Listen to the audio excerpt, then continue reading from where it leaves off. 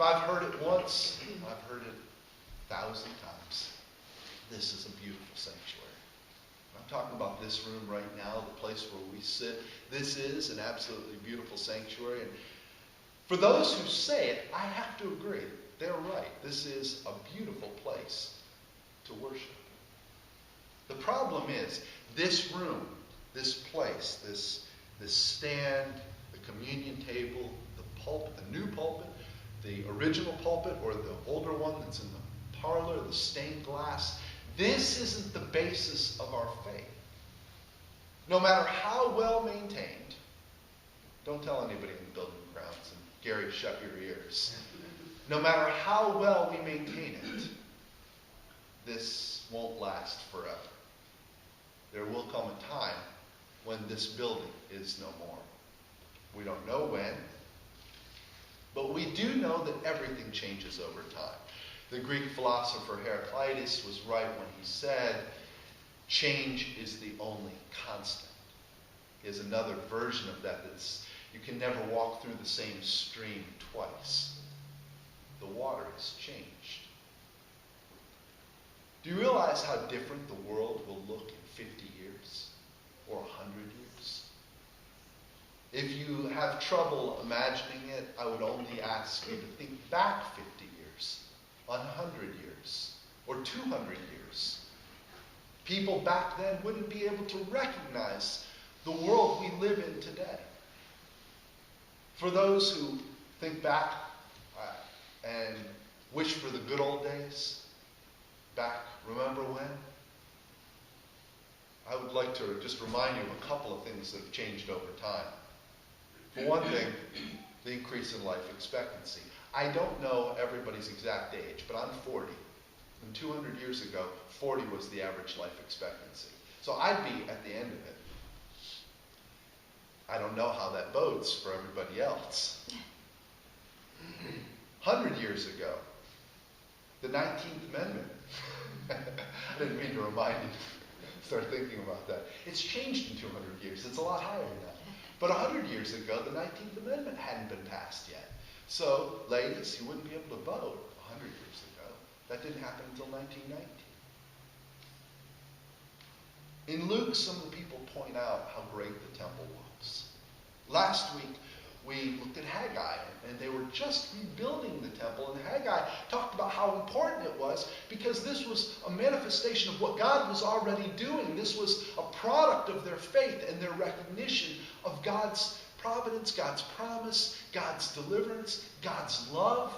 And so they were rebuilding as a product of that. This week we're moving beyond that, beyond the temporal. We're moving into what is eternal and the nature of the relationship between God and humanity. Jesus reminds the people to watch out for deceivers, those doomsday deceivers, the people who say, the end is near, it is coming, look around, see all the signs, it is just about here. And the truth is, we don't know. We don't know when the end will be. We don't know what will come in the future. And the truth is, we really don't even know what tomorrow will bring. As a matter of fact, we don't know who will win the game, whenever the game is. Is there a game today of some sort? There's always a game. So good. I took a shot in the dark. I don't know why I'm stumbling into so many sports analogies recently, but I thought about that. We don't know who's going to win when we watch a sporting event. We don't know when the car will break down. Sometimes it can really surprise us.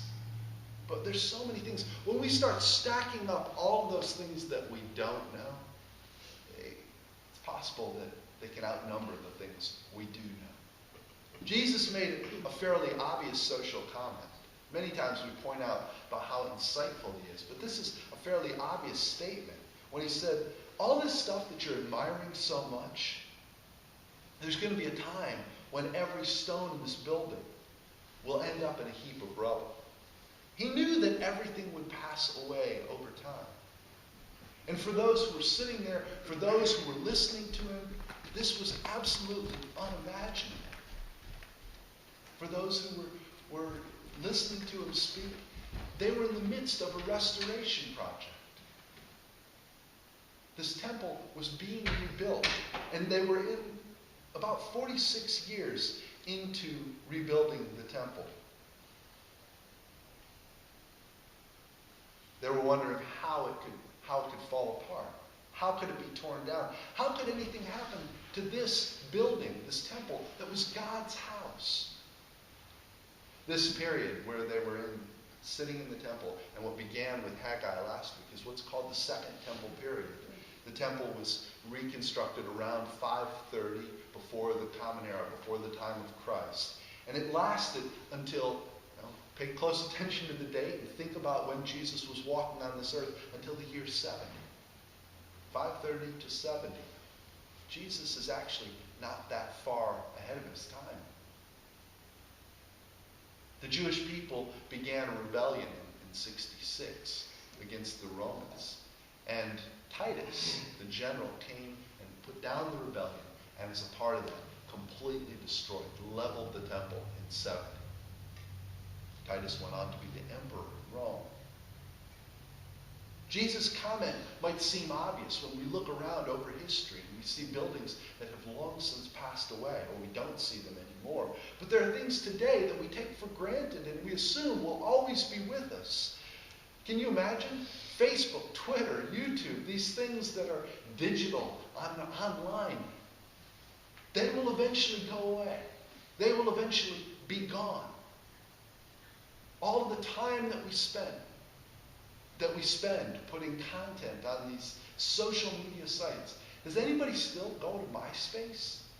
For a while, that was really hot. Everybody had to have a MySpace page. The newest computer that does everything will eventually be garbage. I don't know if you can even imagine this. I have trouble picturing this. But an iPad or a tablet, the latest one with the super duper display, will eventually seem as out of date as a typewriter. And it's not that far into the future. In 1965, a guy named Gordon Moore, who's the co-founder of Intel, tracked how quickly computers were changing. He realized that about every 2 years, they'd double. And that became known as Moore's Law.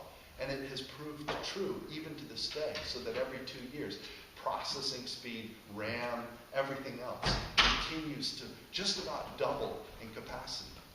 I remember in business school when we talked about that, and talked about streaming media, and thought, yes, but who will ever be able to watch streaming media at home? It's great in principle, and it's wonderful that this technology is out there on the horizon, but who is going to be able to get, high-speed internet? That costs a fortune, and now it's commonplace. Today's smartphones have more computing capacity than NASA's Apollo 11 mission to the moon. Today's smartphones, the things that many of us have in our pockets, sent men to the moon.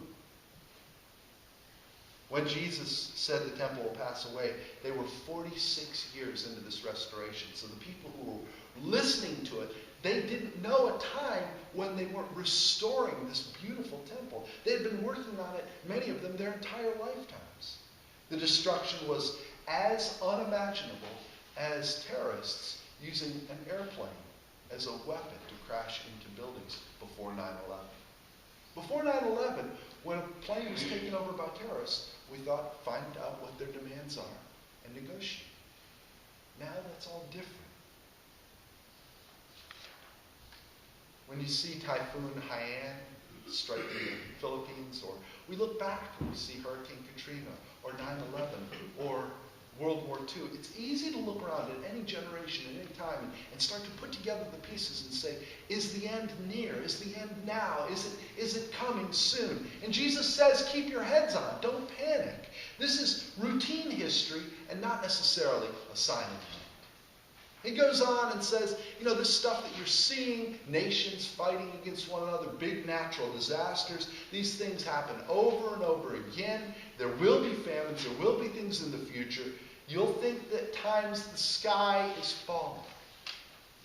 I don't know if you've ever felt like the sky was falling in your own life.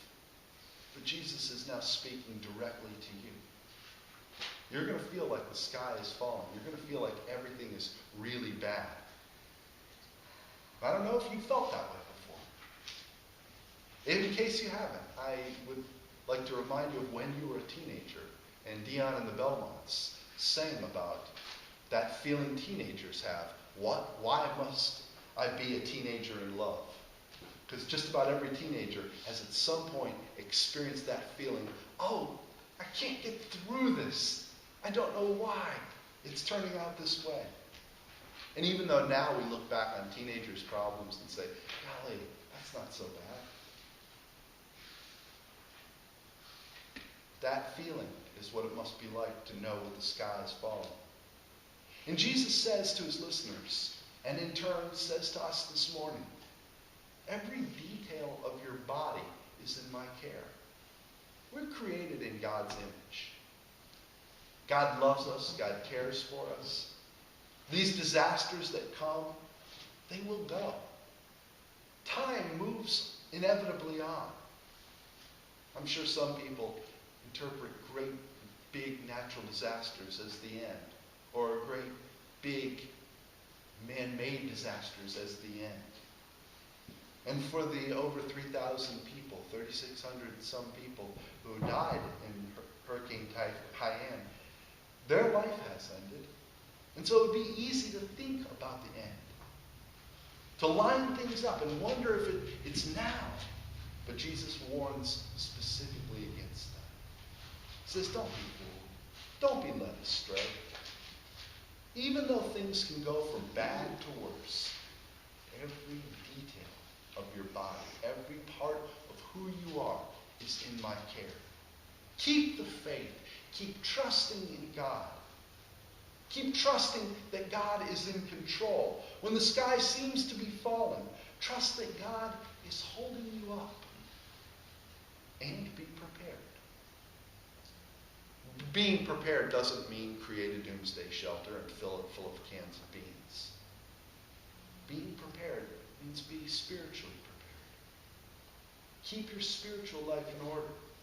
And we can do this by constantly seeking God, by keeping peace with others and seeking God's guidance in our daily lives, asking for God's forgiveness regularly, because we all need it.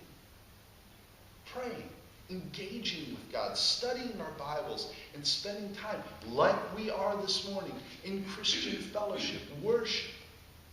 Jesus doesn't want his followers to attach their faith to something that is temporary, like the beauty of the temple or the beauty of this space.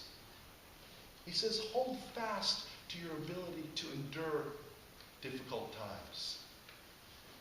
Likewise, today, Jesus doesn't want us to affix our faith to this place or anything else that will pass away. And we can easily list them out: our savings, our jobs, our careers, our relationships, our friends, our things, our Facebook account, our Twitter account. Instead, we're going to hold on to God. And hold on to the ability God gives each one of us to endure. And to keep faith no matter what life delivers. Will we have more time on this earth? We don't know. None of us know what tomorrow brings. But we can trust God. And that's one thing